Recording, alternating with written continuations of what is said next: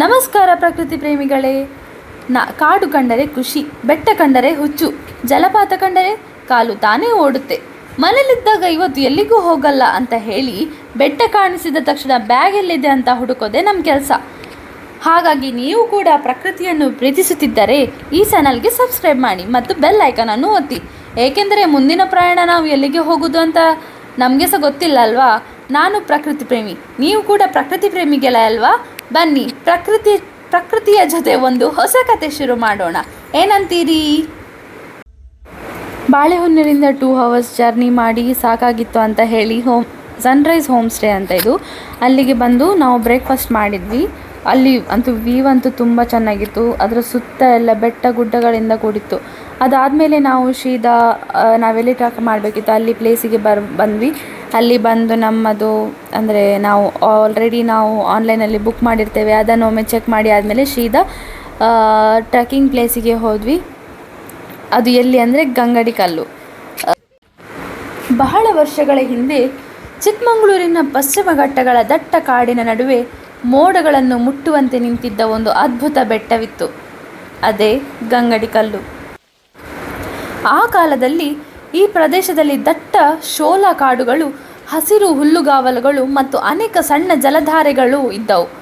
ಮಳೆಗಾಲದಲ್ಲಿ ಬೆಟ್ಟದ ಕಲ್ಲುಗಳ ಮೇಲೆ ನೀರು ಹರಿದು ಸುತ್ತಮುತ್ತಲಿನ ಪ್ರದೇಶವನ್ನು ಇನ್ನಷ್ಟು ಸುಂದರವಾಗಿಸುತ್ತಿತ್ತು. ಸ್ಥಳೀಯ ಜನರು ಈ ಬೆಟ್ಟವನ್ನು ಪ್ರಕೃತಿಯ ಪವಿತ್ರ ಸ್ಥಳವೆಂದು ಭಾವಿಸುತ್ತಿದ್ದರು.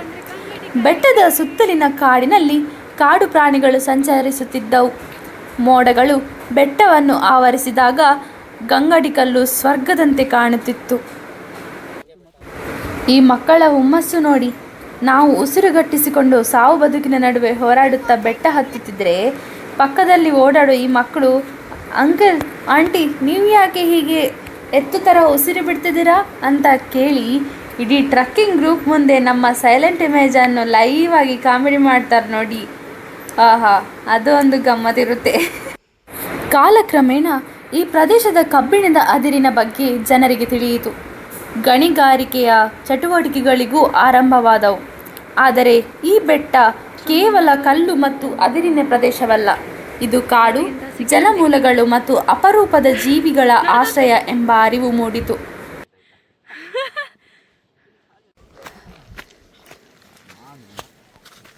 ನನ್ನ ತಮ್ಮ ಚಪ್ಪಲ್ ಹಾಕಿ ಬಂದಿದ್ದಾನೆ, ಅದಕ್ಕೆ ಸ್ವಲ್ಪ ಗ್ರಿಪ್ ಇಲ್ಲ, ಅದಕ್ಕೆ ಸ್ವಲ್ಪ ಸಹ ಗ್ರಿಪ್ ಇಲ್ಲ.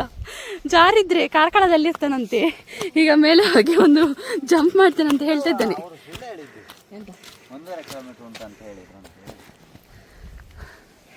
ಸತೀಶ್ ಕಾಮತ್ ಅವರೇ, ಅಭಿಮಾನಿಗಳೆಲ್ಲ ವ್ಲಾಗ್ಸ್ ಅಲ್ಲಿ ನಿಮ್ಮನ್ನು ನೋಡ್ಲಿಕ್ಕೆ ಕಾಯ್ತಾ ಇರ್ತಾರೆ. ಹೇಗೆ ಆಗ್ತದೆ ವೀಕೆಂಡ್ ನಿಮಗೆ?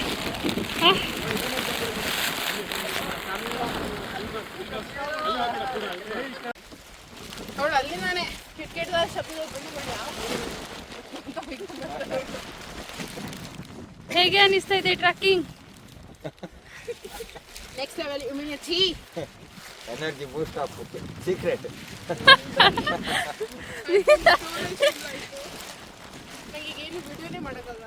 ಏನ್ ಜಸ್ಟ್ 1 kilometer ಇರೋದು, ಆಮೇಲೆ ಮೇಲೆ ಸಿಗ್ತೇವೆ. How is it, Josh?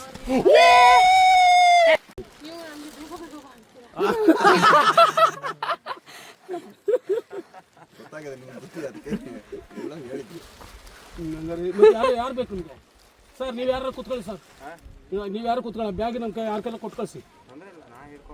ಅಲ್ಲಿ ನಮ್ಗೆಲ್ಲ ಹೊಟ್ಟೆ ಹೆಸರು ತಿನ್ನಕ್ಕೆ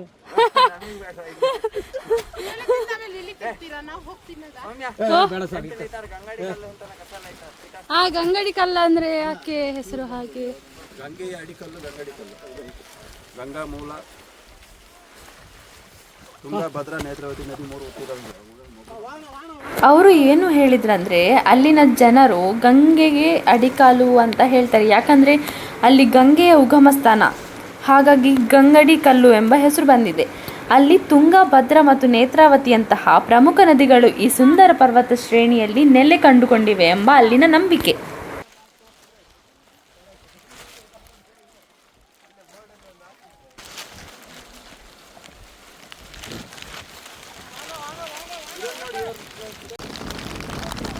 ಎಲ್ಲ ಇರುವೆ ಥರ ಕಾಣ್ತದೆ.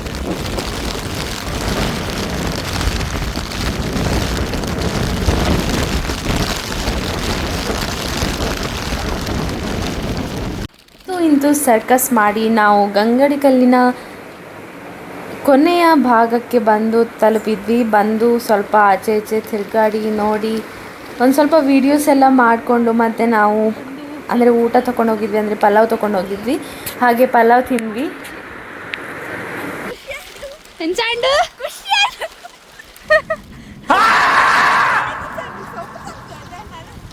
ಎಂಚಾಂಡು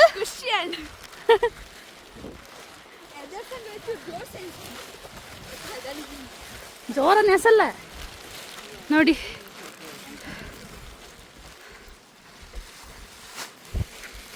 ಈಗ ರಿಟರ್ನ್ ಹೋಗ್ಲಿಕ್ಕೆ ರೆಡಿ ಆಗ್ತಾ ಇದ್ದೀವಿ.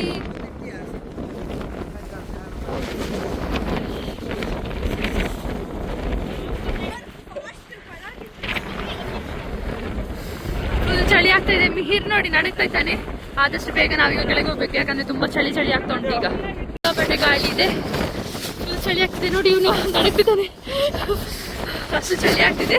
ಸೊ ಆದಷ್ಟು ಬೇಗ ನಾವು ಕೆಳಗೆ ಹೋಗ್ತಿದ್ದೀವಿ, ಯಾಕಂದ್ರೆ ಚಳಿ ತಕ್ಕೊಳಿಕ್ಕಾಗಲ್ಲ ಮತ್ತೆ.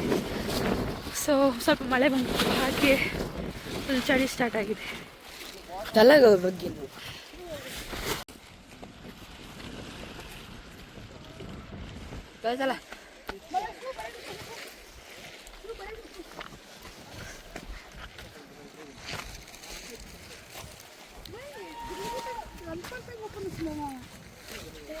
ನಾವೀಗ ಇಳಿತಿದ್ದೇವೆ. ಈಗ ನೋಡಿ ಫುಲ್ ಸ್ವಲ್ಪ ಅಂದರೆ ಸ್ವಲ್ಪ ಲೈಟಾಗಿ ಬಿಸಿಲೆಲ್ಲ ಬಂದಿದೆ, ಈಗ ಕಾಣ್ತಾ ಉಂಟು. ನಾವು ಹೋಗುವಾಗ ಫುಲ್ ಮಳೆ ಬರ್ತಾಯಿತ್ತು, ಹಾಗೆ ಫುಲ್ ಮಿಸ್ಟಲ್ಲಿ ನಮಗೆ ಎಂತ ಸಹ ಕಾಣ್ತಾ ಇರಲಿಲ್ಲ. ಮತ್ತು ತುಂಬ ಚಳಿ ಆಗಲಿಕ್ಕೆ ಸ್ಟಾರ್ಟ್ ಆಯಿತು ಲಾಸ್ಟಿಗೆ. ಅಲ್ಲಿ ತುಂಬ ಹೊತ್ತು ಇರಲಿಕ್ಕೆ ಸಹ ಆಗಲಿಲ್ಲ. ಮತ್ತು ಮಳೆ ಬರ್ತಿರೋ ಕಾರಣಕ್ಕೆ ನಮಗೆ ಅಷ್ಟು ವೀಡಿಯೋಸ್ ಸಹ ಮಾಡಲಿಕ್ಕೆ ಆಗಲಿಲ್ಲ. ನನಗೆ ಎಷ್ಟು ವೀಡಿಯೋಸ್ ಮಾಡಲಿಕ್ಕೆ ಆಗ್ತದೆ, ಎಷ್ಟು ಕ್ಲಿಪ್ಸ್ ತೆಗಿಲಿಕ್ಕೆ ಆಗ್ತದೆ ಅಷ್ಟು ನಾನು ಕ್ಲಿಪ್ಸ್ ತೆಗೆದಿದ್ದೇನೆ. ಓಕೆ, ಎಂಜಾಯ್ ಮಾಡಿ.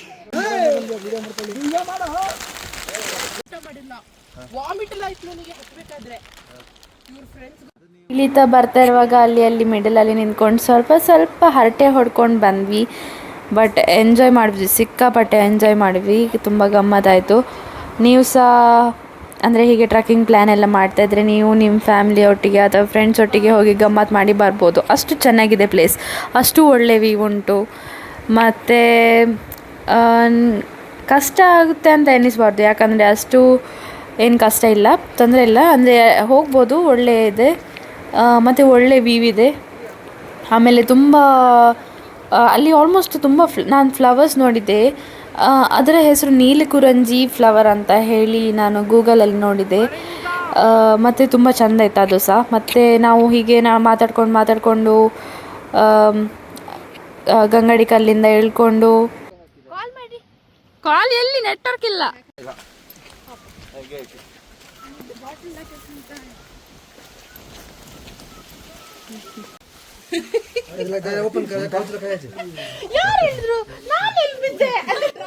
ನೀವು ಈ ವಿಡಿಯೋದಲ್ಲಿ ಸ್ಟಾರ್ಟಿಂಗಲ್ಲಿ ನೋಡಿರ್ಬೋದು ಎಷ್ಟು ವೆಹಿಕಲ್ ಇತ್ತು ಅಲ್ಲಿ ರೋಡ್ ಸೈಡ್ ಅಂತ. ಆಮೇಲೆ ನೋಡಿ ನಾವು ಲಾಸ್ಟಿಗೆ ಬರುವಾಗ ಎಷ್ಟು ವೆಹಿಕಲ್ ಇತ್ತಂತ.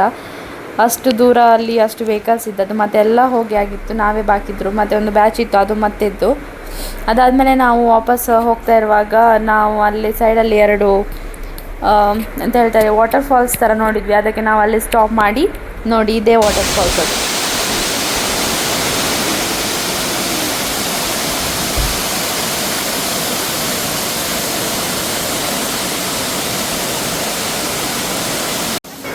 ಇದು ಇನ್ನೊಂದು ವಾಟರ್ ಫಾಲ್ಸ್. ನಿಮಗೆ ಈ ವಿಡಿಯೋ ಇಷ್ಟ ಆಗಿದ್ದರೆ ಲೈಕ್ ಮಾಡಿ, ಶೇರ್ ಮಾಡಿ, ಸಬ್ಸ್ಕ್ರೈಬ್ ಮಾಡಿ. ಮತ್ತು ಥ್ಯಾಂಕ್ ಯು ಫಾರ್ ವಾಚಿಂಗ್. ಇಷ್ಟು ತಾಳ್ಮೆಯಿಂದ ನೋಡಿದ್ದಕ್ಕೆ ಧನ್ಯವಾದಗಳು.